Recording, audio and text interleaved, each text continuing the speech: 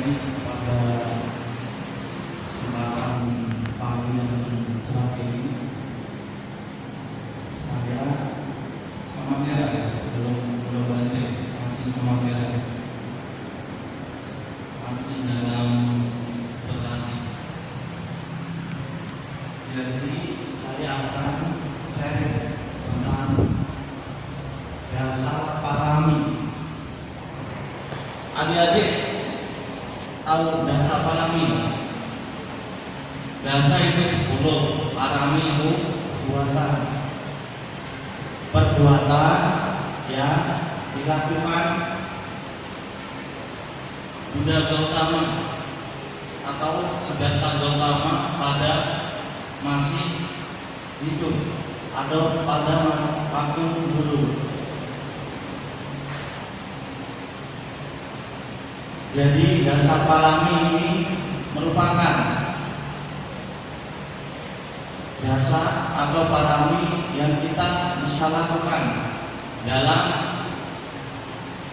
menjalankan kehidupan sehari-hari kita. Jadi dasar parami ini merupakan sifat luhur dari Buddha Gautama itu sendiri.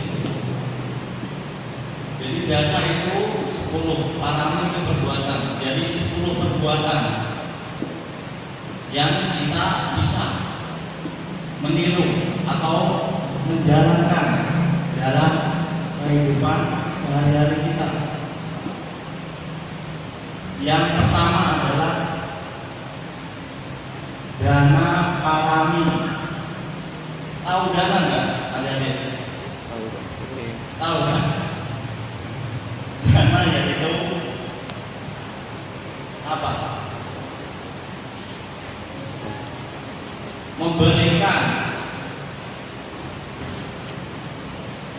kepada makhluk atau seseorang yang membutuhkan. Dana dalam agama Buddha ini terdapat 4 atau dibagi dalam 4 macam.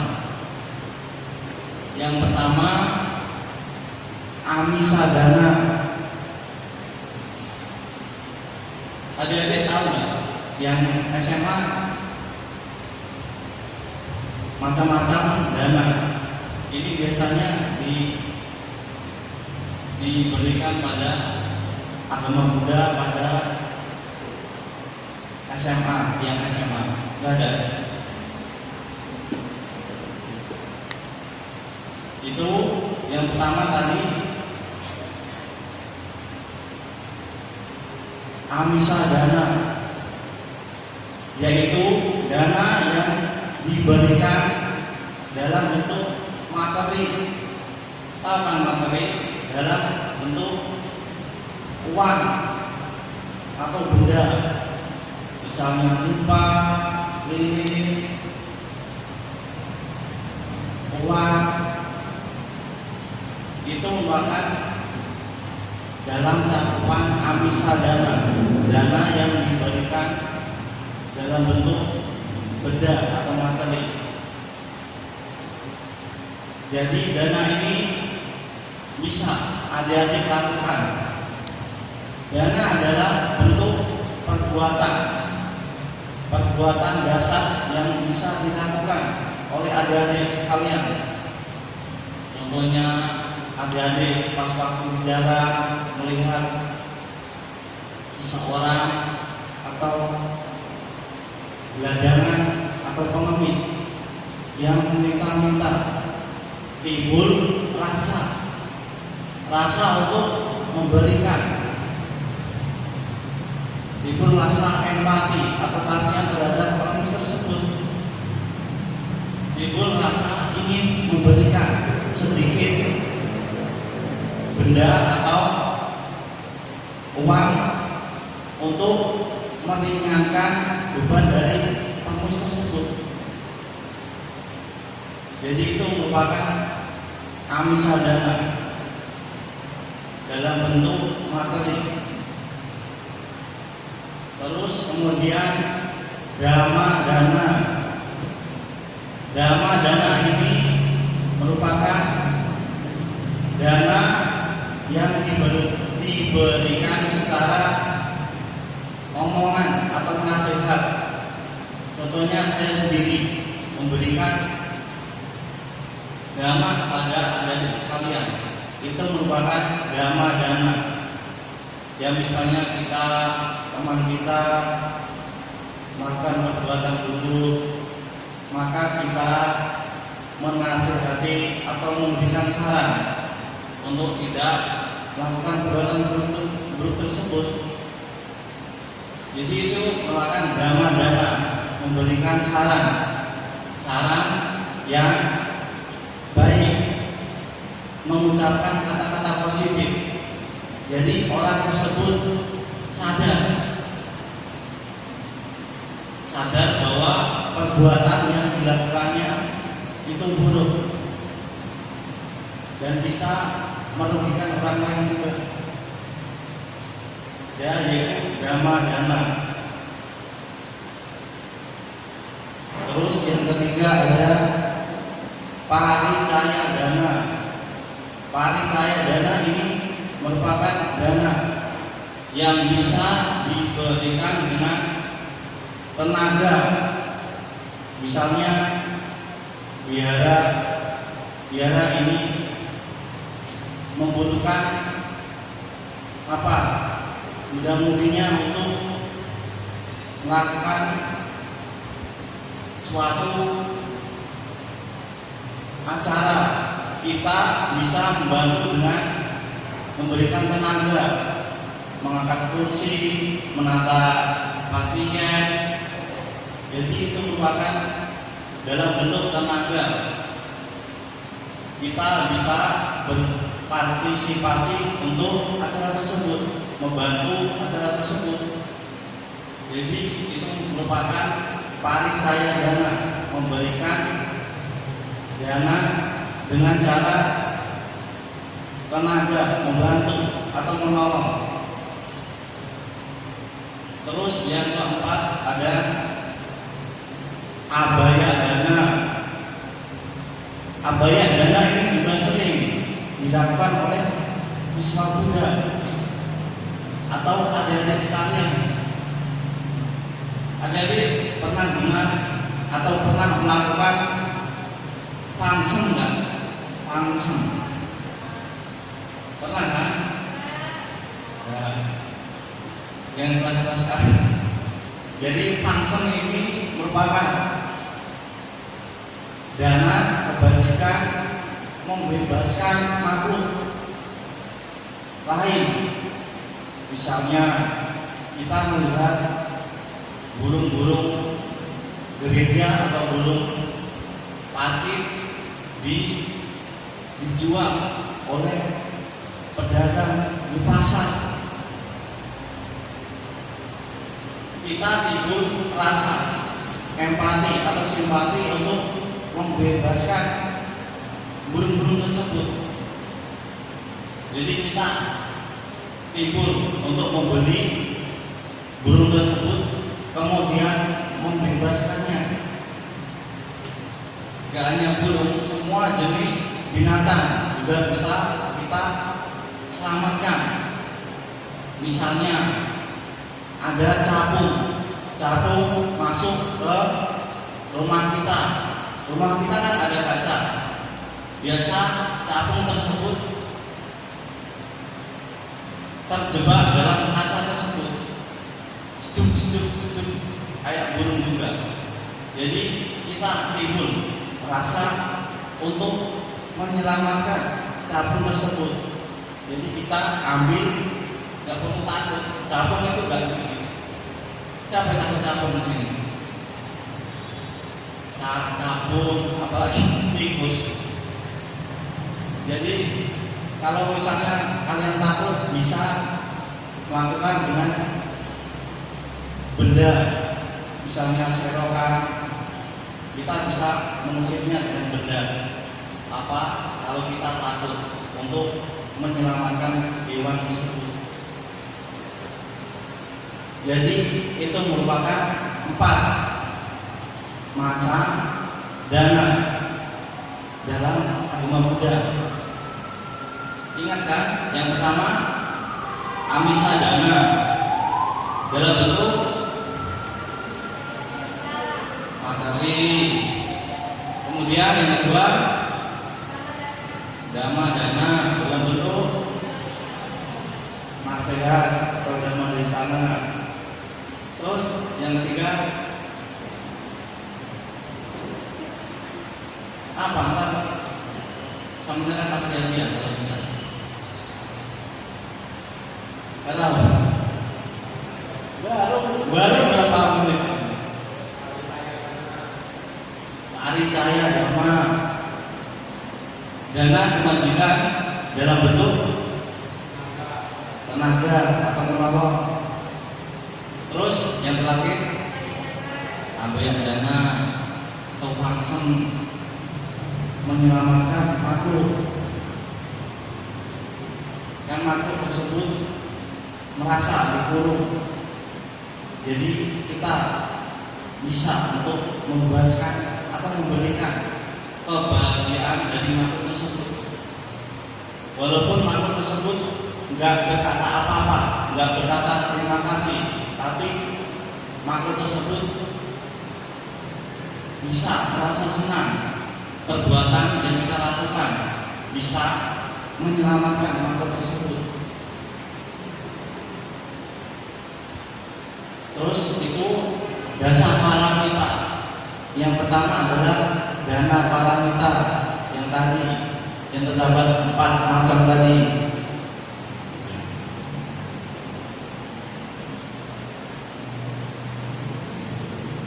Terus sila paramita, sila atau moral, tingkah laku yang kita lakukan dalam kehidupan sehari-hari. Tahu kan berapa sila yang adik-adik sekalian jalankan? Berapa sila coba? 5 sila. Ini paling dasar apa aja?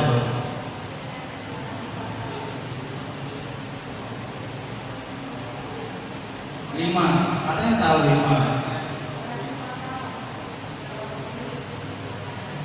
Anatipata, adinadana, kamesu, musawada, surangeraya. Tidak boleh membunuh, tidak boleh melakukan pencurian, tidak boleh apa? Berbuat asusila, terus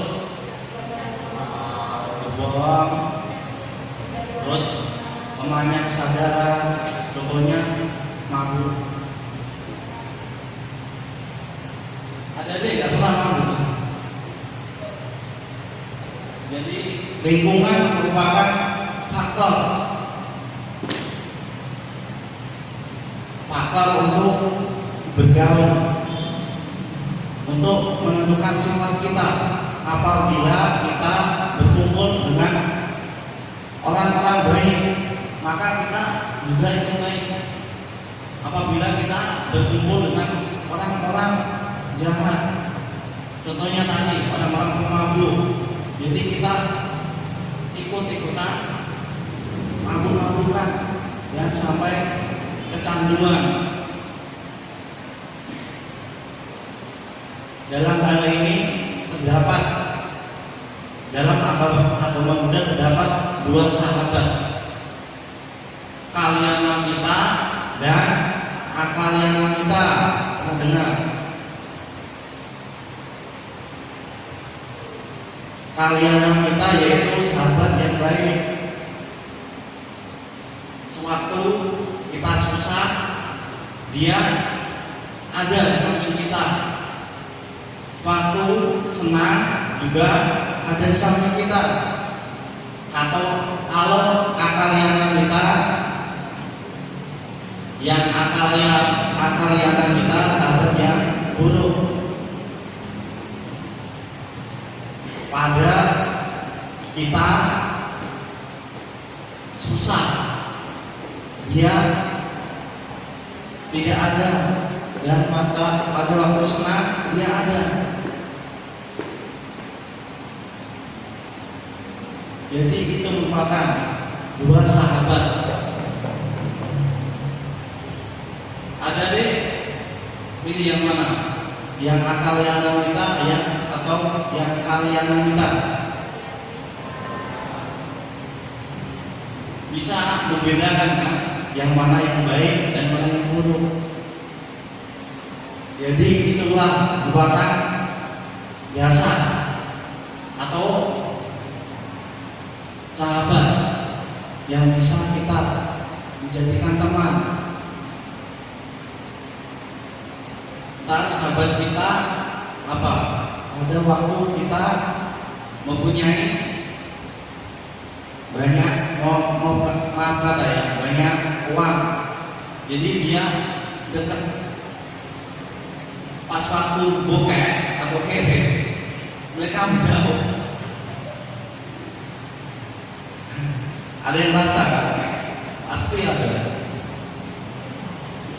Pasti pernah mengalami juga.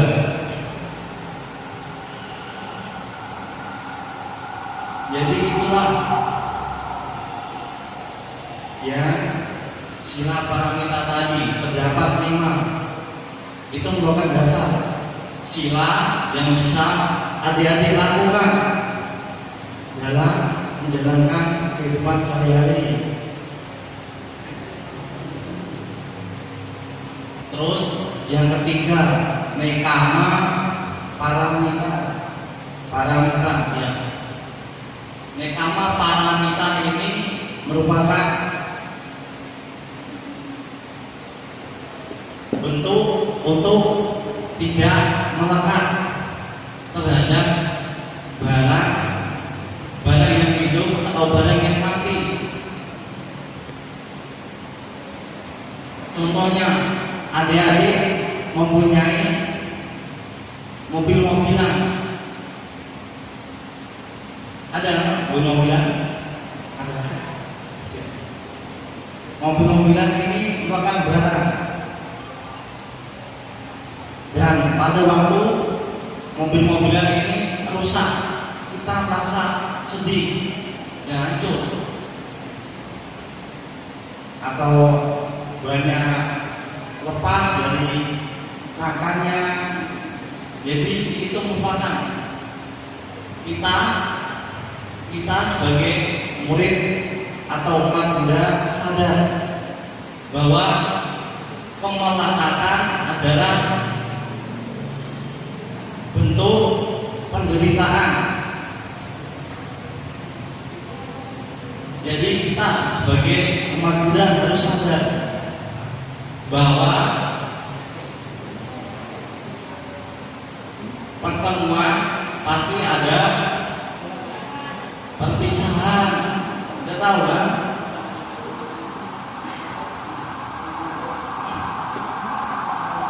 Misalnya lagi kita punya seorang pacar.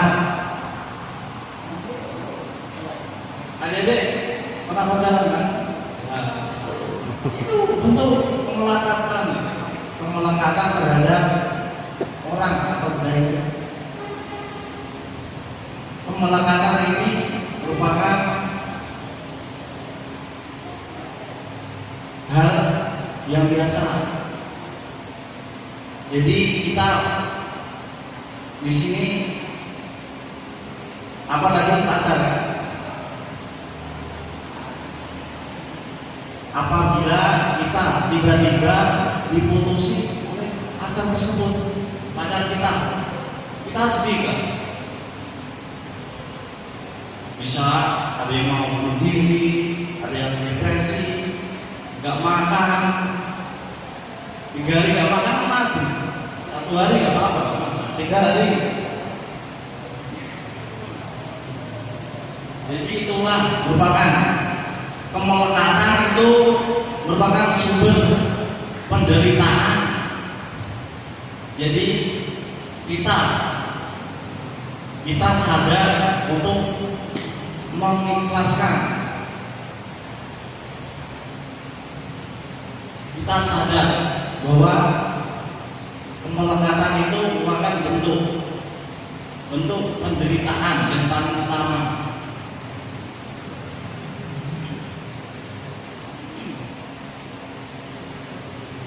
Terus banyak paramita yang keempat ini. Banyak tahu nggak ada yang? Banyak jelas sama ini. Banyak kebijaksanaan dalam melakukan perbuatan atau menjalankan kehidupan sehari-hari. Kebijaksanaan ini juga penting. Misalnya yang tadi, bisa untuk memilih mana yang baik dan mana yang benar. Jadi kita sebagai umat harus bijak, harus bisa membedakan mana yang baik dan mana yang benar.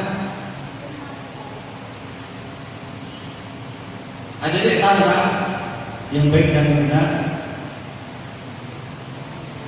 Yang baik bisa menolong orang lain, yang benar bisa merugikan orang lain atau diri sendiri.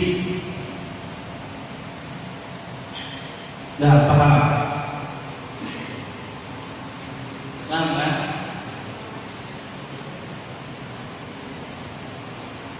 Terus yang kelima ada widya paramita atau semangat. Adik-adik harus semangat untuk widya, semangat untuk pergi ke wihara, melakukan berbakti. Kalau adik-adik sekalian waktu di rumah hanya ikut-ikutan temannya saja, ikut ke wihara, maka kebajikan yang adik-adik sekalian lakukan percuma datang ke wihara kalau nggak ada widya atau semangat. Semangat ini juga bisa diartikan dalam semangat dalam yaitu tadi melakukan kebajikan, berdagang, menolong, langsung juga berorganisasi atau di sekolah. Jadi kita ada spirit untuk semangat. Biasanya yang perempuan ini siapa penyemangatnya? Orang tua kan, keluarga kan, atau pacar tadi. Yang laki-laki coba siapa penyemangat kalian yang laki-laki? Kan banyak, bisa keluarga, orang terdekat.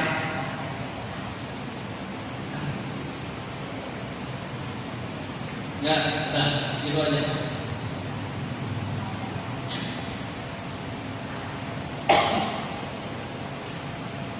Widya paramita itu semangat. Adik-adik sekalian harus semangat. Semangat dengan menjalankan sila tadi. Tidak boleh berbohong, mencuri, membunuh, berdusta, mabuk-mabukan, harus semangat. Terus yang keenam, kanti paramita. Kanti tahu nggak? Ini biasa disebutkan dalam sekolah. Biasanya SMP udah ada, SMP, SMA. Gak ada yang tahu kanti. Kesabaran, itu lah yang tahu. Kesabaran ini merupakan bentuk kebajikan, melatih kesabaran juga. Ada sekalian duduk di sini lama mendengarkan atau wejangan drama yang saya lakukan. Betul nggak? Betul kan? Jadi itu merupakan bentuk kesabaran. Sabar juga bisa dilakukan pada waktu kita meditasi. Kok lama kali ya? 5 menit, selasa 1 jam. Jadi itulah bentuk sabar. Sabar bisa juga kita lakukan pada di rumah. Misalnya kita mempunyai seorang adik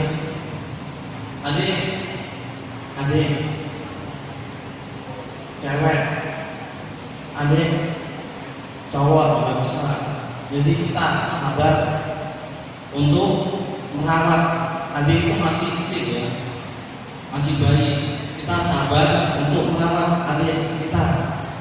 Pas waktu kita pergi, aku kerja, itu merupakan hal yang paling bisa dilakukan. Sabar dalam segala hal. Cantik. Terus yang ketujuh, saca paramita. Kebenaran dan kejujuran dalam bertindak.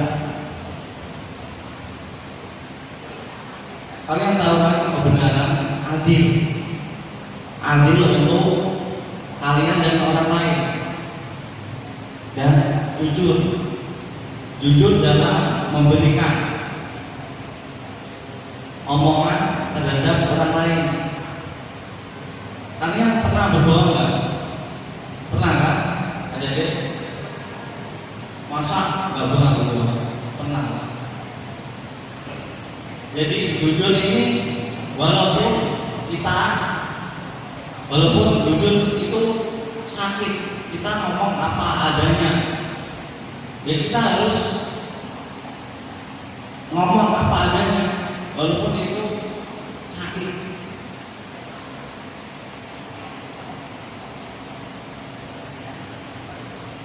Jadi kejujuran itu merupakan hal yang mendasar yang bisa adik-adik lakukan dalam kehidupan sehari-hari. Misalnya kita disuruh ortu pergi ke Indomaret atau supermarket atau membeli barang, jadi uang tersebut terdapat kembalian. Ini biasa dilakukan oleh anak-anak gocil-gocil. Dia berbohong pada ortunya bahwa uang tersebut sudah habis diberikan oleh barang tadi, padahal dia simpan sendiri uang tersebut untuk jajan. Itu merupakan suatu kebohongan yang dilakukan oleh anak-anak. Pernah kan? Masa gak pernah? Pernah kan berbohong? Jadi itu merupakan kebohongan bisa kita hindari dengan berkata jujur. Ya tadi berkata apa adanya, walaupun itu tidak enak.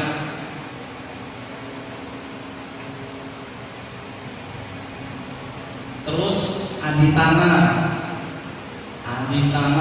kata ini merupakan sering juga diucapkan oleh Islam Buddha. Aditana, kalian tahu? Tekad itu, tekad ada tujuan, ada goals.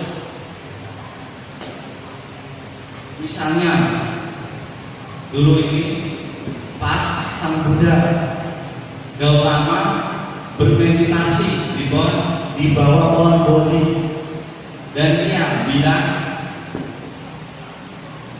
saya tidak akan meninggalkan tempat duduk ini sampai saya mencapai penerangan sempurna. Itu merupakan tekad yang bulat, ada goals, ada tujuan. Adik-adik bisa melakukannya juga. Pada waktu adik-adik udah besar, udah dewasa, udah sukses, ibu rasa adu tangan, tekad untuk pada waktu sukses untuk membangun wihara, dana, membangun wihara yang megah, itu merupakan tekad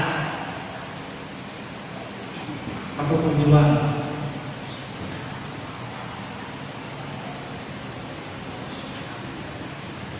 Terus yang ke-9, meta paramita. Meta karena meminta, meminta. Ada tahu? Meta cinta kasih yang universal atau menyeluruh, tidak membeda-bedakan mana yang jelek dan yang buruk, hitam atau putih, ras. Itu merupakan bentuk cinta kasih yang universal atau menyeluruh. Jadi enggak kepada kita sendiri kita sayangi, semua makhluk yang ada di dunia ini juga kita sayangi. Cinta kasih menyeluruh.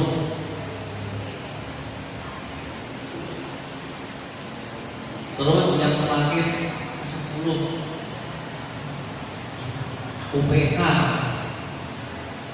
keseimbangan batin. Keseimbangan batin ini juga perlu kita jalankan dalam kehidupan sehari-hari. Misalnya kita nggak tergoyahkan atau berpedoman terhadap ajaran Sang Buddha. Jadi pada waktu atau contohnya kita diajak untuk menjalankan agama lain. Kalau kita percaya dengan ajaran Sang Buddha, maka kita akan menolak untuk menjalankan agama lain. Jadi itu merupakan keseimbangan batin, teguh terhadap atau berpedoman terhadap itu tadi ajaran Sang Buddha.